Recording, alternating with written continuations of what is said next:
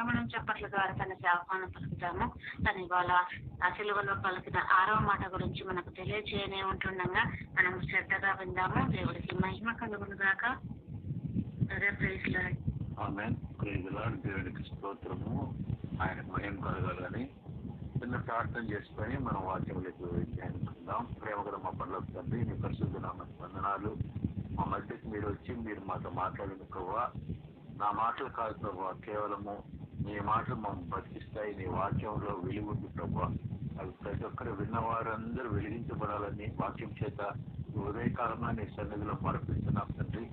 మా యొక్క ప్రార్థన విని మాకు జవాబు దయచేసి బిడ్డలందరినీ నీ వాక్యం చేత ముట్టమని ప్రతి ఒక్కరి హృదయాల్లో వెలిగించి ఆ వెలుగులోనైనా నీ యొక్క వాక్య సత్యాలను గ్రహించినట్లుగా మా మనోనేత్రాలు తెరవమని చిన్న ప్రార్థన నజరేయుడైన యేసుక్రీస్తు నామమున ప్రార్థిస్తున్నాం తండ్రి.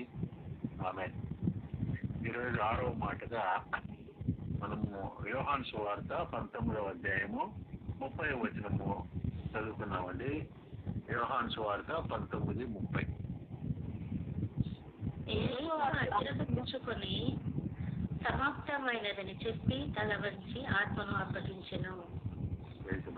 యేసు ఆ శిరక పుచ్చుకొని సమాప్తమైందని చెప్పి తల వంచి ఆత్మను అప్పగించాను. ఇందులోనే ఆత్మను అప్పగించనని 7వ సందేశం ఉంటుంది, సమాప్తమైనదని ఒక సందేశం ఉంటుంది. కాబట్టి ఈ సమాప్తమైందని మనం ధ్యానించుకున్నాం. ఈరోజు సమాప్తమైనది అంటే ఏదైనా సమాప్తం చేయాలంటే దానికి ప్రారంభం కూడా ఉంటుంది. ప్రారంభము ఉన్నప్పుడే సమాప్తం కూడా ఉంటుంది కదా. కాబట్టి యేసు ప్రభు యొక్క ప్రారంభం ఎక్కడ మొదలైంది అంటే ఆయన పుట్టిన తర్వాత, జన్మించిన తర్వాత 12 సంవత్సరాలకు మనకు కనిపిస్తాడు యెరూషలేము దేవాలయంలో. తర్వాత 30 సంవత్సరాల ముందు కనిపిస్తాడు. 18 years మిస్సింగ్ ఆఫ్ జీసస్ అని అన్యులంతా ఎక్కడున్నాడు ఏమి అని వాళ్ళు పెద్ద ప్రశ్నలు లేవనెస్తున్నారు. ఓకే, అది మనకు తెలుసు. కాబట్టి ఆయన తల్లిదండ్రులకు సహాయం చేసుకుంటూ తన పని వడ్రంగి పని చేసుకుంటూ ఉండాడని మనకు తెలుసు.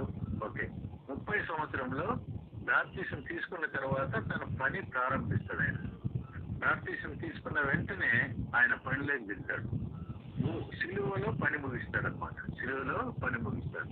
కాబట్టి ఆ సిలువలో పని ముగించేటప్పుడు ఆయన చెప్పిన 6వ మాటే సమాప్తమైనది. ఈ సమాప్తమైనది చెప్పినప్పుడు ఆ ప్రభు యొక్క మాటలు నీరసంగా లేవు. ఏదో జీవం లేకుండా బెల్లైపోయినట్టుగా, శక్తి లేనట్టుగా లేదు. అవి ఎలా ఉన్నాయంటే బిగ్గరగా కేక వేస్తూ, బైబిల్లో మాటలు అలాగే ఉన్నాయి. బిగ్గరగా కేక వేస్తూ, ఎప్పుడు బిగ్గరగా కేక వేస్తామంటే సంతోషం, విజయోత్సాహంతో పలికాడన్నమాట. విజయోత్సాహంతో పలికినట్లుగా ఉంది. సాతాను ఏమనుకుంటుంది, యేసు పని అయిపోతుంది అని అనుకున్నది. దానికి భవిష్యత్తు గురించి సాతానుకు తెలియదు. జరిగేట్టు మాత్రమే తెలుసుకోగలదు కానీ భవిష్యత్తు తెలియదు. కాబట్టి యేసు పని అయిపోయింటుంది అని అనుకుంటుంది. కానీ సంతోషించి కూడా ఉంటారు. కానీ యేసు విజయోత్సాహంతో బిగ్గరగా కేక వేసింది ఆయన సమాప్తమైనదని ఆత్మను అప్పగించాడు. సమాప్తమైనది మూల భాషలో టెటెలెస్టాయ్ అంటారు. అదే హెబ్రీలో గ్రీక్ భాష టెటెలెస్టాయ్ అంటారు. దీనికి మీనింగ్ కూడా మనం చూస్తే ముగించుట, సమాప్తము అనే అర్థాలు వస్తాయి. నెరవేరినది, ప్రవచనాలు నెరవేర్పు ఉంది, ముగించుట ఉంది, సమాప్తం కూడా. ఈ అర్థాలన్నీ దీనికి వస్తాయన్నమాట. ఒకసారి ఎలిజబెత్ రాణి అంట తన మరణ పడకపై చివరి క్షణాలందరికీ దేవుడి చిరక్షణాల్లో ఏం చేస్తాడంటే మారు మనసుకు అవకాశం ఇస్తాడు. ఐసీయూ బెడ్ లో పడుకునేప్పుడు కానీ అప్పుడు రిపెంటెన్స్ కు మంచి అవకాశం ఇస్తారండి. అది విశ్వాసులకైనా కానీ అవిశ్వాసులకైనా ఇస్తాడు. ఎందుకంటే విశ్వాసులకు ఏమైనా రహస్య పాపాలు, తెలిసి తెలియని పాపాలు ఉంటే రిపెంటెన్స్ కు వస్తాడు. బెడ్ మీద చాలా మంది మీరు చూడండి, ఎంత మంచి మహాభక్తులంతా బెడ్ల మీద ఉంటారు. వాళ్ళు బాగా నలిగిపోతారు. అప్పుడు పాపాలను ఒప్పుకొని క్లియరెన్స్ పొందుకున్న తర్వాత దేవుడు తీసుకుంటాడు. మన బిల్లి గ్రహం కానీ దినకరన్ కానీ మీరు చూడండి, మన యేసన్న కూడా బెడ్లో ఉంటారు వీళ్ళు. ఎందుకంటే అది చివరిగా దేవుడు వాళ్ళకి అవకాశం. ఎందుకంటే మనము నీతివంతులం కాదు, ఈ శరీరము విమోచించబడేంత వరకు ఇక శరీరం పాపములో ప్రేరేపణలు ఉంటాయి. వాటి నుంచి పూర్తిగా మనం విడుదల పొందడానికి దేవుడు అవకాశాలు కూడా ఇస్తాడు. ఇక్కడ ఎలిజబెత్ రాణి తన మరణ పడకపై చివరి క్షణాల్లో తన పనికట్టుతో ఇట్లన్నట్ట, అయ్యో నేను జీవిత చివరి క్షణాల్లో ఉన్నానే, నాకున్న ఒకే ఒక జీవితము అంతమైపోతుంది అని జీవితాన్నే ప్రేమించాను, ఉన్నత శిఖరాలను అధిరోహించాలని అనుకున్నాను, కానీ ఆ జీవితం అంతమైపోతుందనే తలంపే నన్ను చెప్పలేనంత బాధిస్తుంది అని చెప్తూనే నోరు శాశ్వతంగా మూతపడిపోయిందండి. అంటే వాళ్ళు వెళ్ళడానికి ఇష్టపడరు ఎవరు. ఇంకా ఇప్పుడు డాక్టర్ ఇంకొక రోజు మీకు అవకాశం ఉంది బతకడానికి అంటే ఓకే, ఇంజక్షన్ అయితే బతికించండి, ₹1,00,000 అయినా పర్వాలేదు అంటాడు. ఆ 1 గంట బతకాలని కూడా మనిషి ఇష్టపడతారు, కానీ చనిపోవడానికి ఎవరు ఇష్టపడరు. ఎలిజబెత్ రాణి కూడా తన అంత పెద్ద మహారాణి తన చేతిలో తన ప్రాణము లేదు. ఏమంటుంది, ఎన్నో ఉన్నత శిఖరాలు అధిరోహించాలనుకున్నాను, కానీ నా జీవితం అంతమైపోతుందన్న తలంపు నన్ను చెప్పలేనంతగా బాధిస్తుందని చెప్తూనే నోరు మూసేసింది. కాబట్టి ఇటువంటి పరిస్థితులు మనం చూస్తాం. కానీ ప్రియ రక్షకుడిగిన అంతము ఎంత భిన్నంగా ఉందంటే, యేసు ప్రభు యొక్క అంతం అని చెప్పకూడదు అది. ఎందుకంటే అది అంతం కాదు, అది ఆయన ఈ లోకానికి వచ్చిన పని ముగించడానికి మనం సమాప్తము అని చెప్పచ్చు. ఎందుకంటే మరణము ఇప్పుడు ఆయన పరిస్థితి ఎలా ఉందంటే, నెక్స్ట్ మూమెంట్ లో క్షణాల్లో మరణం ఆయనకు దగ్గర అంచుల్లో ఉంది. లేఖనాల నెరవేర్పుకు ఇక్కడ ఒక సైనికుడు వచ్చి ప్రక్కలో బల్లెపు పోటుంది. తర్వాత తండ్రికి తన ఆత్మను అప్పగించడం మాత్రమే మిగిలింది. ఈ సందర్భ సిచ్యువేషన్ మనం అక్కడ గుర్తిస్తే, ఆత్మకు తండ్రిని అప్పగించడం ఉంది, పక్కలో బల్లెపోటు ఒకటి ఉంది, తర్వాత క్షణాల్లో మరణము ఆయనకు ఇంకా అంచుల్లోకి చేర్పినాడు. ఇటువంటి సందర్భంలో అయినప్పటికీ గొప్ప సంతృప్తి, గొప్ప విజయంతో ఆ మాట చెప్తున్నాడు, సమాప్తమయ్యింది. గొప్ప సంతృప్తి ఉంది, విజయంతో ఈ మాట చెప్తున్నాడు అన్నమాట. అవును, ఏమేమి ఆయన సమాప్తం చేశాడో కూడా మనము ధ్యానించాలి. ఎందుకంటే ఆయన వచ్చిందే ఒక పని చేయడానికి. తండ్రి, నీవు నాకు అప్పగించిన పని సంపూర్తిగా నెరవేర్చి, చాలా మంది సగం పనులు చేస్తారు, సగం చేసి సగం వదిలేస్తారు. అంటే ప్రారంభం కంటే ముగింపు చాలా ముఖ్యం. ముగింపు బాగుండాలి. మన సౌలు జీవితం కానీ ముగింపు సరిగా లేదు సౌలుది. కాబట్టి ముగింపు చాలా ముఖ్యం క్రైస్తవులుగా మనం. కాబట్టి శారీరక శ్రమలు అన్ని సమాప్తం చేశాడు యేసు. శారీరక శ్రమలన్నీ సమాప్తమైపోయినాయి. ఎందుకంటే ఆయన యేసు శారీరక శ్రమ చాలా తీవ్రంగా ఉండింది. కొరడాల్చే కొట్టబడ్డాడు, వీపుపై లోతైన గాయాలు, వీపుపై దున్నబడింది, ముఖంపై ఉమ్మి వేశారు, కొట్టారు, చేతులతో ఆయన గడ్డాన్ని చీల్చారంట. ఆయన పదనైన ముళ్ళు ఆయన నెత్తిపై ఉన్న చర్మంలో గుచ్చుకుని ముళ్ళ కిరీటం రక్తం వల్ల రక్తం ప్రవహించింది ముఖంపై. తర్వాత యెరూషలేము వీధుల ద్వారా ఆయన సిలువ మోయించి శిక్ష విధించే ఆ కలవరి కొండ వరకు తీసుకెళ్లారు. చివరిగా ఆయన కాళ్ళకు చేతులకు దిగువన బాగున మేకులు కొట్టారు. అలా ఆయన సిలువ వేయబడ్డాడు. బైబిల్ చెప్తుందంట ఏమని, యెషయా గ్రంథము 52:14 ఒక మాట చూడండి. బైబిల్లో ఆ మాట యెషయా 52:14 నిన్ను చూచి, యెషయా 52:14 నిన్ను చూచి ఏ మనిషి రూపము కంటే అతని ముఖమును, నర రూపము కంటే అతని రూపమును చాలా వికారమని చాలా మంది ఎలాగ విస్మయం ఉందిరో అలాగే అతడు అనేక. అంటే ఆయన రూపం వికారం అయిపోయిందంట. అతని రూపం వికారం అయిపోయిందంట. నిన్ను చూచి ఆయన ఆకారము, ఏ మనిషి రూపము చాలా వికారము కంటే అతని ముఖము, నర రూపం కంటే అతని రూపము చాలా వికారం అని చాలా మంది ఎలాగ విస్మయందరో, అంటే ఆయన ముఖం ఆ విధంగా అయిపోయిందండి. స్వరూపము కోల్పోయాడు ఆయన. తన స్వరూపము ఆయన కోల్పోయాడు సిలువలో కదా. కాబట్టి యేసు వాస్తవంగా సిలువపై అనుభవించిన దాన్ని మనము చాలా ముఖము స్వరూపాన్ని కోల్పోయిన పరిస్థితిలో ఆయన ఉన్నాడు.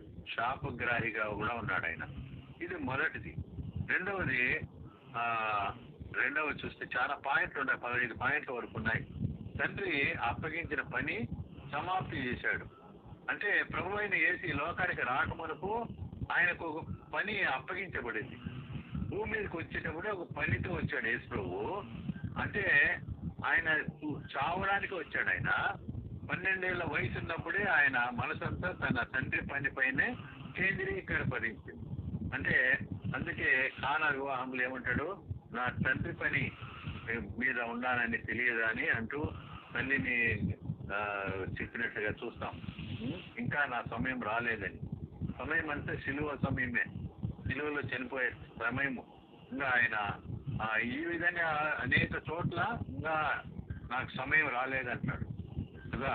అంటే ఏ పని నిమిత్తము పరలోక మహిమను విడిచి దాసుని రూపం ధరించి భూలోకానికి వచ్చాడో ఆ కార్యాన్ని ఇప్పుడు సిలువలో పూర్తి చేసి సమాప్తమైనది అంటున్నాడు కదా. సిలువలో పూర్తి చేసి సమాప్తమైనది. బైబిల్లో యేసు ప్రభువు సమాప్తి చేసినట్టు సృష్టిలో ఆయన సమాప్తి చేశాడు కదా. 6 రోజుల సృష్టి తర్వాత సమాప్తమైన అని చెప్తాడు కదా. ఆదికాండం 2:1 దేవుడు తాను చేసిన యావత్తును చూసినప్పుడు మంచిదిగా ఉండేను అంటాడు. కాబట్టి ఆకాశ భూమి వాటి సమస్తమును సంపూర్తి చేయబడను. అంటే యేసు ప్రభువు ప్రతి ఒక్కటి సమాప్తి చేయడము ఆయనకు అలవాటు. చేయుటకు నీవు నాకు ఇచ్చిన పని నేను సంపూర్ణంగా నెరవేర్చి భూమి మీద నిన్ను మహింపరిచితిని. అంటే చేయుటకు దేవుడు తనకిచ్చిన పనిని పూర్తిగా నెరవేర్చాడు. అంటే యోహాను 5:36 చదివితే ఆ మాట ఉంటుంది. యోహాను 5:36 అంటే తన మరణానికి ముందు చివరి ప్రార్థన గెచ్చమైన చోట్ల చేసేటప్పుడు ఆయన తన తండ్రి చెప్పిన పని నెరవేర్చాడు. అంటే మనకు కూడా అప్పగింపబడిన పనిని నమ్మకంగా చేసి నమ్మకమైన మంచి దాసుడాన్ని అనిపించుకోవడానికి మనం కూడా ప్రయాసపడాలి. నమ్మకమైన మంచి దాసుడా, ఎందుకంటే మనకు అప్పగింపబడి నమ్మకంగా చేయాలా.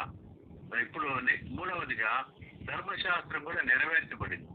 ధర్మశాస్త్రాన్ని కుట్టివేటుకు రాలేదు కానీ దాన్ని నెరవేర్చుటకే వచ్చింది అంటాడు. కుట్టివేటుకు రాలా, నెరవేర్చుటకు వచ్చాడు. కాబట్టి ధర్మశాస్త్రంలో అందరూ ఫెయిల్ అయిపోయినారు యూదులు. అని యేసు వాటిని నెరవేర్చి కొట్టేశాడు కదా. తర్వాత పాపపు రుణం చెల్లించడం సమాప్తమైంది. సర్వలోకానికి పాపం నుండి విమోచించి వారిని రక్షణలోకి నడిపించే కార్యము సమాప్తమైంది. ఇంకొక మాట చదువుకుంటే లూకాసు వార్త 19:10 ఏముంటుందంటే, రక్షించిన దాన్ని వెనక రక్షించుటకు మనుష్య కుమారుడు వచ్చెను. కాబట్టి ఆ పని అయిపోయింది, పూర్తి చేసేసాడు.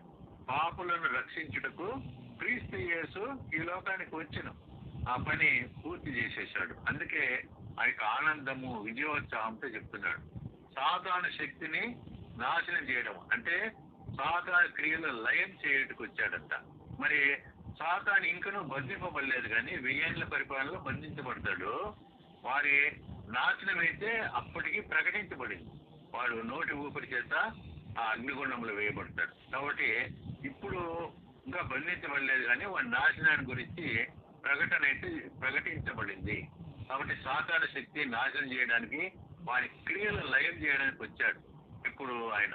అంటే ఆదికాండం 3:15 ఉంటుంది ఆ మాట, ప్రవచనం. అది నెరవేర్పు జరిగిందనమాట. తర్వాత ప్రవచనాలన్నీ నెరవేర్చబడ్డాయి.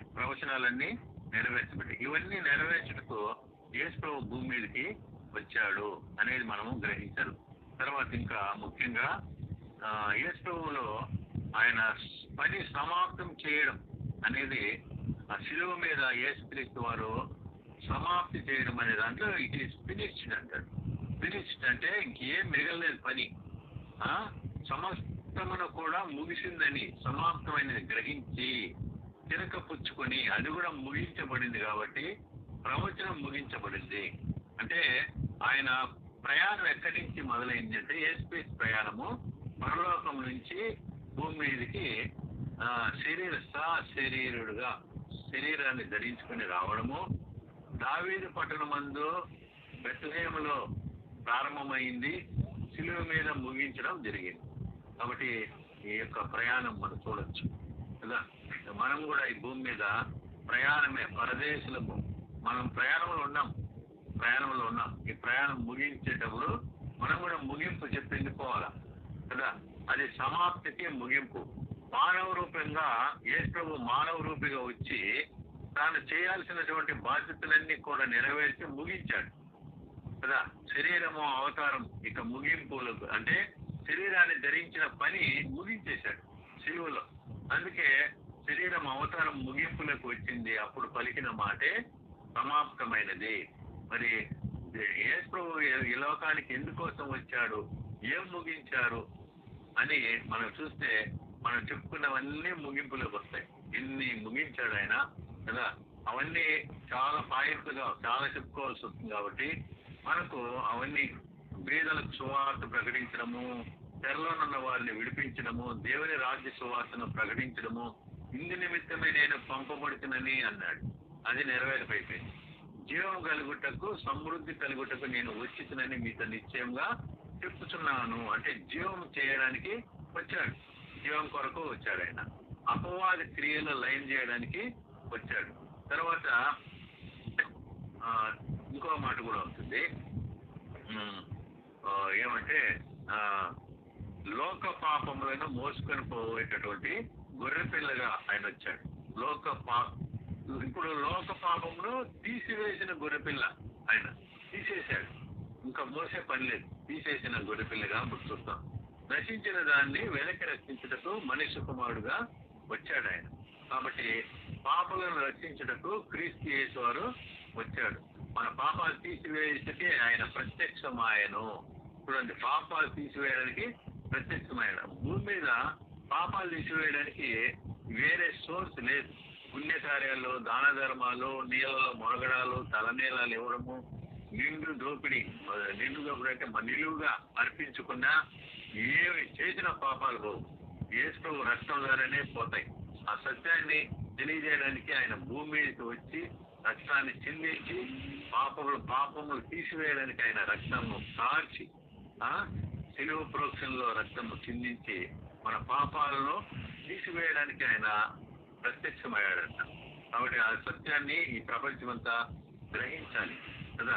ఆయన అంటాడు, ఈ గిన్నెలోనిది త్రాగడము పూర్తిగా నిండినది.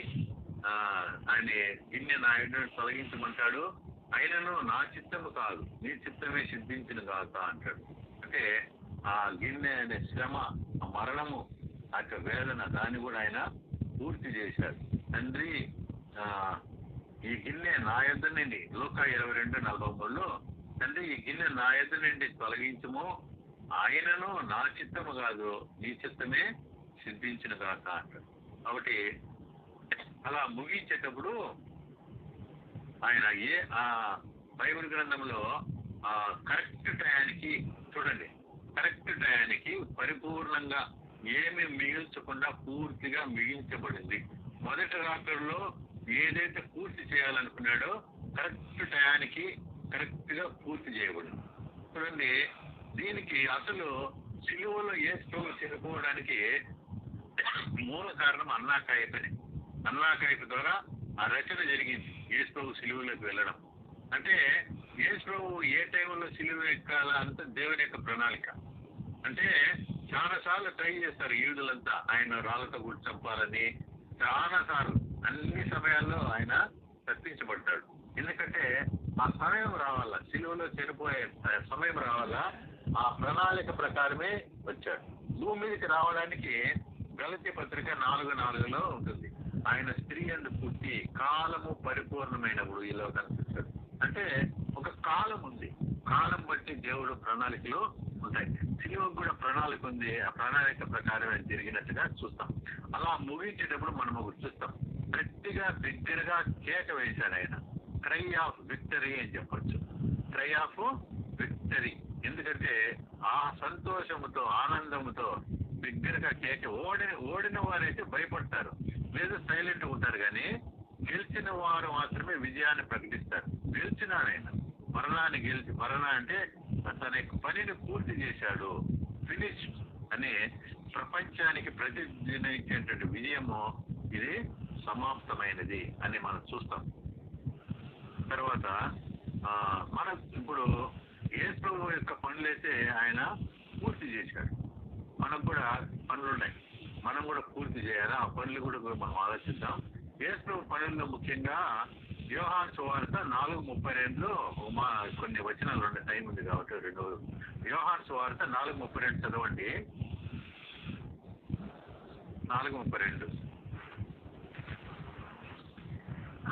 అందుకు ఆయన భుజించుటకు మీకు తెలియని ఆహారము నాకు ఉన్నదని వారితో చెప్పగా శిష్యులు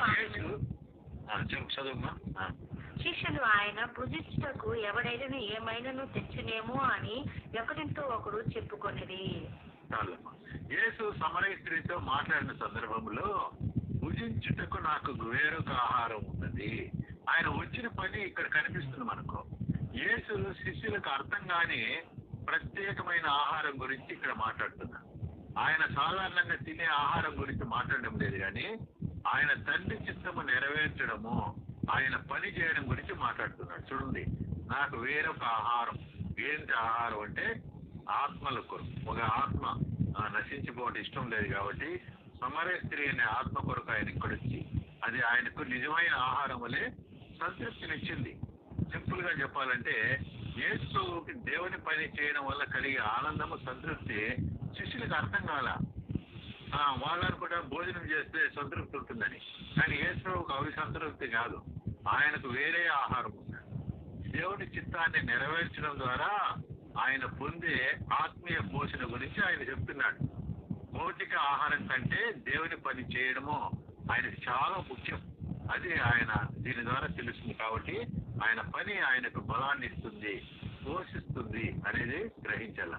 ఇంకొక మాట, తండ్రి ఈ గిన్నె నా యొద్ద నుండి తొలగించు, నీ చిత్తమైతే. చూడండి, చిత్తంలో దేవుని ప్రణాళిక ఉందండి. చిత్తాన్ని నెరవేర్చడానికి యేసు ఎంతగా ఆయన తన చిత్తాన్ని తోసివేసి తండ్రి చిత్తాన్ని చేయడానికి ఆయన ఇష్టపడుతున్నాడు. అంటే యేసు తండ్రికి ఇష్టమైతే ఆయన త్వరలో అనుభవించే బాధలు, అవమానాలు, శిలువ మరణం నుండి తప్పించమని వేడుకుంటున్నట్టుగా ఉంటుంది. ఇక్కడ గిన్నె అనేది ఆయన అనుభవించే భయంకరమైన శ్రమలకు ఒక రూపం.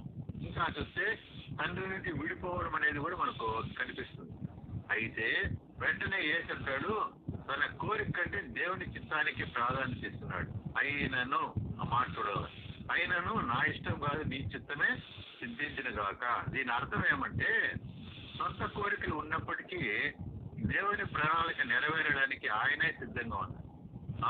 దేవుని ప్రణాళిక నెరవేరడానికి దేవుడు సిద్ధంగా, యేసు సిద్ధంగా ఉన్నాడు నెరవేర్చడానికి. దేవుని చిత్తం మన చిత్తం కంటే, తన చిత్తం కంటే ముఖ్యమైనదిగా నమ్ముతున్నాడు. ఇక్కడ యేసు యొక్క విధేయత, త్యాగపూరితమైన ప్రేమను మనకు చూపిస్తుంది అన్నమాట. తన ప్రాణాన్ని అర్పించడానికి ఇష్టపడకపోయినా మానవాళి రక్షణ కొరకు దేవుని ప్రణాళిక కట్టుబడి ఉండాలని యేసు ఇక్కడ నిర్ణయించుకున్నాడు. మానవాళి రక్షణ కొరకు దేవుని ప్రణాళిక కట్టుబడి ఉండాలని ఆయన నిర్ణయించుకున్నాడు. ఇది మనకు కూడా ఒక గొప్ప ఉదాహరణ. మనం కూడా దేవుని ప్రణాళిక కట్టుబడి ఉండాలా. మన తర్వాత మానవ రక్షణ కొరకు, అంటే దేవుడు అప్పగించిన పని నెరవేర్చుకుంటూ మన చిత్తాన్ని పక్కన పెట్టేవారిగా ఉండాల. మన జీవితాల్లో కష్టాలు వచ్చినప్పుడు మన కోరికలు కాకుండా దేవుని చిత్తాన్ని వెదకాలని ఇక్కడ ఈ వచనం మనకు తెలియజేస్తుంది. తర్వాత ఇంకో 12:2 హెబ్రీ పత్రిక 12:2 చదువుమా. హెబ్రీ పత్రిక 12:2.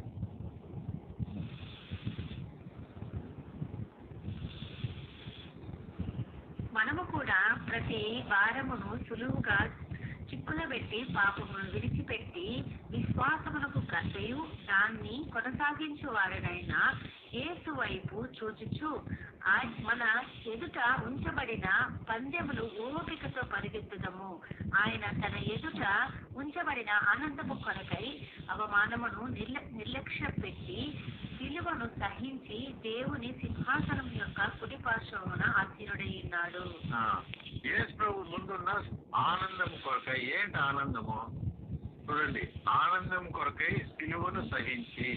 చూడండి, ప్రపంచం అంతా రక్షణ పొందుకుంటే కదా, వారి రక్షణార్థ కోసం తను ఎంత ఇష్టపడి సిలువకి వెళ్ళాడు. ఇష్టపడి వెళ్ళి ఆ ప్రపంచం అంతా తన సిలువలో చనిపోవడం వల్ల రక్షించబడుతుంటే అది ఆనందంగా దృష్టిలో ఉంచుకొని అవమానాలు లెక్క చేయకుండా నిర్లక్ష్య పెట్టి సిలువ వేదనను సహించాడు. ఆ తర్వాత దేవుని సింహాసనం పక్కన కూర్చున్నాడు కదా. మన జీవిత ప్రయాణంలో అడ్డంకులుగా ఉండే ప్రతి బరువును, భారాన్ని, మనల్ని సులభంగా పాపానికి గురి చేసే చిక్కులు పెట్టే పాపాలను వదిలిపెట్టి విశ్వాసానికి కర్త అయిన యేసు ప్రభువు మరియు దాన్ని పరిపూర్ణంగా నెరవేర్చే వాడైన యేసు వైపు చూస్తూ, అంటే విశ్వాసానికి కర్త యేసే, పరిపూర్ణంగా నెరవేర్చే వాడైన యేసు వైపు చూస్తూ కొనసాగించేవాడు కూడా ఆయనే. మనం ఒక పందెంలో పరిగెడుతున్నట్లుగా ఓపికగా మన జీవితాలను కొనసాగించాలి. అంటే దీని సారాంశం ఏమంటే, మనం కూడా యేసును ఆదర్శంగా తీసుకొని మనల్ని వెనక్కి లాగే వాటిని వదిలి, మనల్ని వెనక్కి లాగేటే మన పాపాలే, వాటిని వదిలిపెట్టి విశ్వాసంతో ముందుకు సాగాలి. కష్టాలు ఎదురైనా ఓపిక ఉండి చివరికి విజయం సాధిస్తామని నమ్మాలి. యేసు ప్రభు మనకు ఒక ఉదాహరణగా మనకు ముందుగా ఉన్నాడు ఆయన అనేది గ్రహించాడు. తర్వాత యోహాను 17:5లో మాట్లాడమ్మా. యోహాను 17:5.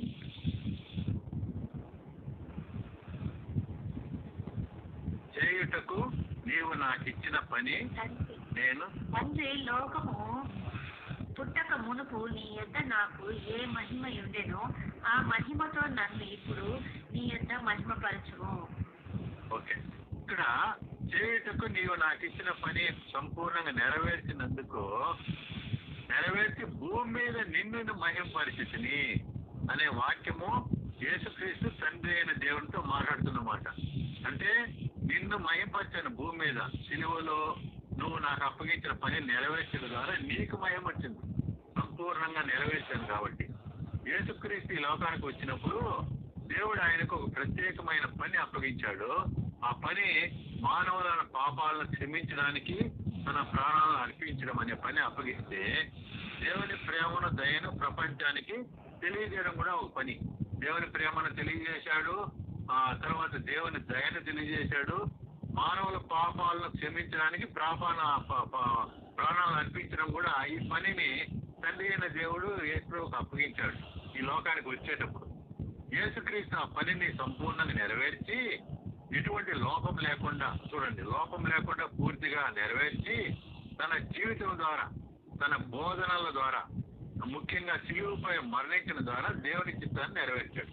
బోధలో నెరవేర్చాడు, జీవితంలో నెరవేర్చాడు, సిలువలో మరణించడం ద్వారా కూడా నెరవేర్చి దేవుని చిత్తాన్ని భూమి మీద జీవించినంత కాలము యేసు తన మాటలతో, తన యొక్క క్రియలతో, అంటే చేతలతో దేవుని గొప్పతనాన్ని అందరికీ తెలియజేశాడు.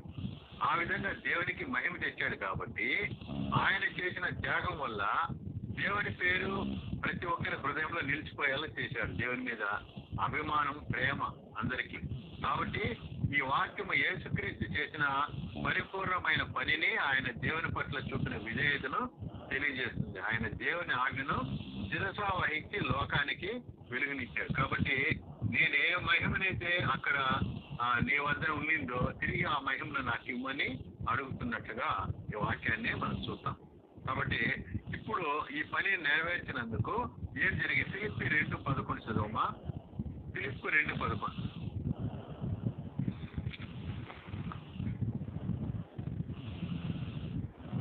ప్రతి వాని నాలుకయు తండ్రి అయిన దేవుని మహిమార్థమై యేసు క్రీస్తు ప్రభు అని ఒప్పుకొనున్నట్లు దేవుడు ఆయనను అధికముగా హెచ్చించి ప్రతి నామమునకు పై నామమును ఆయనకు అనుగ్రహించెను. యేసు శిలువ కార్యం జరిగించినందుకు తండ్రి అయిన దేవుడు ఆయన్ను అన్ని నామముల కంటే పైనామంగా హెచ్చించాడు. చూడండి, ప్రతిఫలం కూడా ఇచ్చాడు. మనం చూస్తాం ఈ వాక్యం యొక్క అర్థం. దేవుడు యేసుక్రీస్తును అత్యధికంగా హెచ్చించాడు. ఎంతగా హెచ్చించాడంటే భూమి మీద ఉన్న కానీ భూమి పైన పరలోకంలో ప్రతి ఒక్క మోకాలు ఆయన నామమున వంగునట్లుగా ఆయన హెచ్చించాడు. ప్రతి ఒక్కరూ యేసుక్రీస్తు ప్రభువు అని ఆయనకు మహిమపరచాలని ప్రతి వాని నాలుక తండ్రి అయిన దేవుని మహిమార్థమై యేసుక్రీస్తు ప్రభు అని ఒప్పుకున్నట్లు యేసు ప్రభువు అలా ఒప్పుకోవడం ద్వారా తండ్రి అయిన దేవుని మహిమ కలుగుతుంది. అంటే యేసుక్రీస్తును ప్రభువుగా అంగీకరించడము దేవుని గొప్పతనాన్ని తెలియజేస్తారు. భూమి మీద 3 లోకాలు ఉన్నాయి కదా, ఆకాశము, భూమి కింద, ఈ 3 లోకాల్లో యేసుక్రీస్తు ప్రభు అని ఒప్పుకోనున్నట్లుగా ఆయన నామాన్ని హెచ్చించాడు. అందుకే నేనే మార్గము, సత్యము, జీవము, నా ద్వారా తప్ప ఎవరు తండ్రి ఎందుకు పోలేదు. ఏ కులము, ఏ మతం, ఎవరైనా సరే ఆయన ద్వారానే పోవాలి. అంతగా దేవుడు అతన్ని, తండ్రి అయిన దేవుడు అతన్ని హెచ్చించాడు. కాబట్టి ప్రతి నామమునకు పైనామముగా ఆయన అనుగ్రహించి యేసుక్రీస్తుకు అన్ని పేర్ల కంటే గొప్ప పేరును ఇచ్చాడు దేవుడు.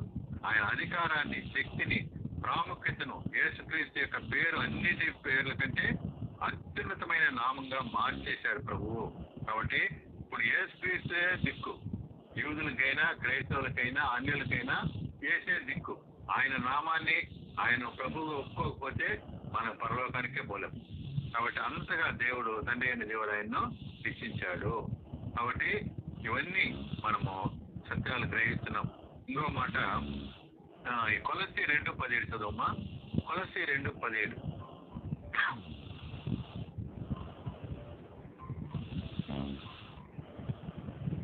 కొలస్సీ పత్రిక వాటి ఛాయనే గాని నిజ స్వరూపము క్రీస్తులో ఉన్నది.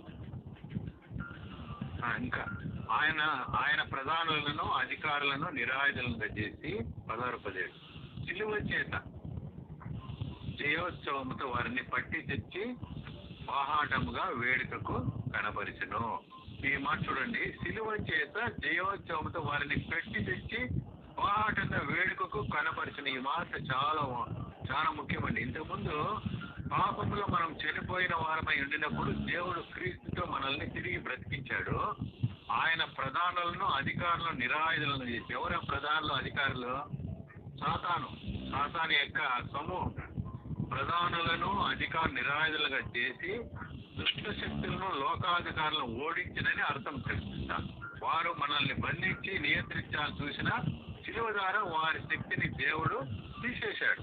వారు నిరాయుధులుగా చేయబడ్డారు. అంటే వారికి ఇక మనపై అధికారం లేదు.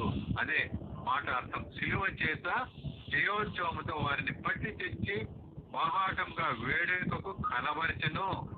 అంటే అనగా శిలువ ద్వారా యేసుక్రీస్తు సాధించిన విజయమును బహిరంగంగా ప్రకటించను. ఓడిపోయిన శత్రువులుగా ఎవరున్నారు ఇప్పుడు? సాతాను అని సమూహం. వీరికి ఆదికాండం 3:15లో ఏముంటది? అది వాని తల మీద కొట్టును, ఆయన మడి మీద కొట్టును. అంటే సిలువలో దాని తలను చిత్రదొక్కాడు యేసు. అక్కడ తలను చిత్రదొక్కడం అనేది సిలువలో జరిగింది. ఇప్పుడు వానికి ప్రాణం లేదు, శక్తి లేవు, నిరాయుధులు చేసేశాడు. వాడిని సిలువలో త్రొక్కేశాడు. అదే ఆ ప్రవచనం నెరవేర్పుగా ఇక్కడ జరిగింది. కాబట్టి అద్భుతం కదా. ఇన్ని గొప్ప కార్యాలు సిలువలో చేసి సమాప్తమైనదని తన ఆత్మను అప్పగిస్తూ ఉంటాడు. మరి మనకు దేవుడు యేసు ప్రభువు చేసిన పనులన్నీ ఆయన చేసి ఆయన ముగించేశాడు, సమాప్తమైనది. ఇప్పుడు మనం చేయాల్సిన పనులు ఏమన్నా ఉన్నాయంటే ఒక మాటను చదువుకుందామండి. 16 మార్క్స్ వార్త. మరియు మీరు సర్వలోకానికి వెళ్ళి సర్వ సృష్టికి సువార్తను ప్రకటించండి. ఇది శిష్యులకు ఇచ్చిన ఆజ్ఞ. శిష్యులు ఇప్పుడు లేరు కాబట్టి శిష్యులు మనకు అప్పగించిపోయారు ఆ పనిని. కాబట్టి మీరు సర్వలోకం వెళ్ళి ఆ సర్వ సృష్టికి సువార్త ప్రకటించాలి. ఆత్మలు రక్షించే పని మనకు అప్పగించాడు. ప్రతి ఒక్కరికి, ప్రతి మనిషికి చదవండి, అవసరం లేదు, సిస్టర్ అయినట్టుంది. ఓకే, ఇది తెలుసు కదా అందరికి. ప్రతి ఒక్కరికి, ప్రతి మనిషికి సువార్త తెలియజేయాలి. సువార్త అంటే ఏమంటే యేసు మరణ, సమాధి, పునరుత్థానమే సువార్త. ఈ 3 చెప్తే చాలు. కాబట్టి సువార్త మానవాళికి అందించే రక్షణ గురించిన సువార్త మనకు అప్పగించబడింది. కాబట్టి యేసు ప్రభు ఈ లోకానికి రావడంలో క్షమించి మన పాపాలను క్షమించి నిత్య జీవడానికి ఆయన వచ్చాడు. తర్వాత సువార్త పనిని మనకు అప్పగించాడు. కాబట్టి ప్రపంచంలో ప్రతి ఒక్కరికి యేసుక్రీస్తు గురించి చెప్పాలి, ఆయన ప్రేమను పంచుకోవాలి, ఆయన విశ్వసించే వారికి రక్షణ ఉందని తెలియజెప్పాలి. ఇది గొప్ప బాధ్యత మనకు అప్పగించబడింది కదా. కాబట్టి ఆత్మలు సంపాదించాలి. తర్వాత ఆత్మల గురించి మనకు దేవుడు లెక్క అడుగుతాడు. కాబట్టి ఈ యొక్క విలువైన ఉపదేశంలో మనం నేర్చుకున్న పాఠాలు ఏమంటే, మనకు కూడా పని ఉంది.